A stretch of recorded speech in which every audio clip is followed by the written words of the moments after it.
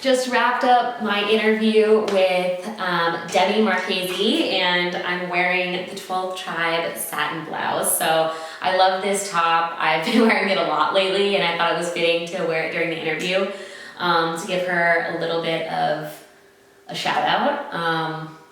But the interview was amazing. I loved hearing the ups and downs from where she started to where she is now, because we see Instagram and we see this like filtered reality of success. Like she's styling the Bachelor girls or Nick Jonas or, you know, all the Coachella festival season, and it looks really fun and glamorous. And the fact is it's not. That beginning grind mode is a lot of learning, a lot of headaches, a lot of long nights, and hopefully if you're watching this, you already listened to the episode to know that she ended up in the hospital for 5 days. She said that she's never told that story, so it was really special that she shared that with all of us, and I think it's a really good lesson that we can all learn from.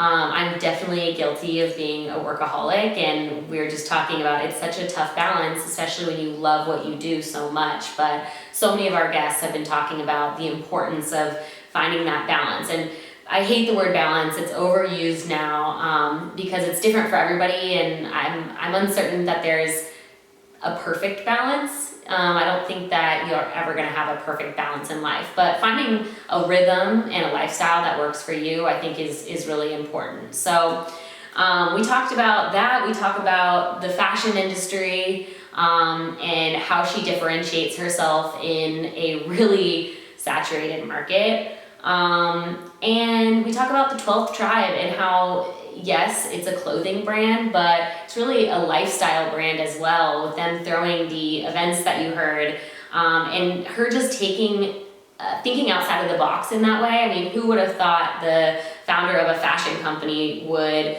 be all in to create a really fun event with a DJ?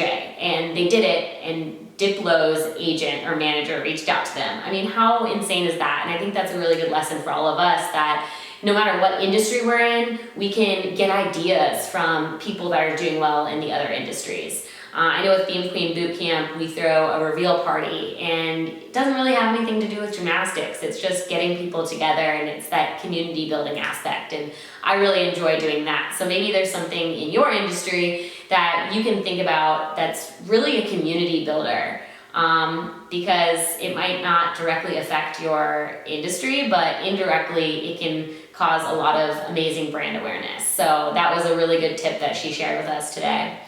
And then again, those next steps of, you know, what's coming. They're creating a YouTube presence. So if you are watching this, maybe go check out their new YouTube channel, and it's talking about the behind the scenes of what it's like at 12th Tribe. She says she has a small team, but they're extremely mighty. And then something that I really wanted to touch on was that juggling a lot of hats as an entrepreneur and giving up a little bit of control, relinquishing control a little bit of the brand has helped her so much.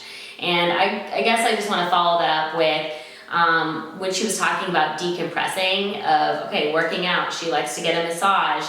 She puts her phone on airplane mode an hour before she goes to sleep because she wasn't sleeping very much because of stress and anxiety. And I think with everything being on our phones right now, it's so easy to respond to those emails and text someone back or DM someone and answer to a work-related question. There's just so many platforms, WhatsApp, Slack, Facebook. Like sometimes I just get overwhelmed with all of it, because you want to be attentive and a hard worker and responsive to your customers, but you also like need to take a second and take a deep breath for yourself too. So I want to challenge you guys. I know I always ask a question, but instead of asking a question, I'm hoping that you'll respond with what you think about her suggestions to decompress.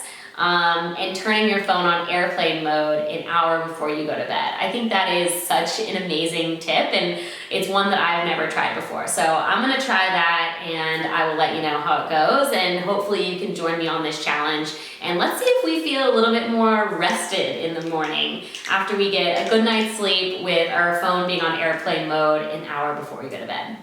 All right, guys. Thank you again for watching this and getting in on this follow-up conversation. I hope you enjoyed it. I'd love to hear what you guys thought and what your guys' response is to the social dilemma, because we also had an amazing conversation about the social dilemma and how it's affecting our world. So I love having these high-level conversations with experts in their field like Demi, and I can't wait for next week. See you then.